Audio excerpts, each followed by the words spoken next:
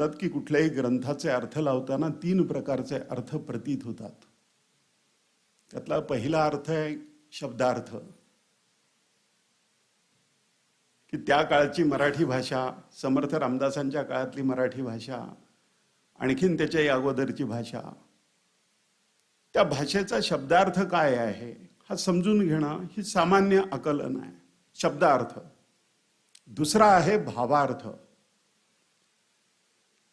हे जे शब्द उच्चारले गेले, या ज्या ओव्या लिहिल्या गेल्या, हे जे संत वाङ्मय लिहिलं गेलं, त्यावेळेला ते वाङ्मय ज्या वेळेला निर्माण झालं त्यावेळेला त्यांची भावावस्था काय होते याचं आकलन.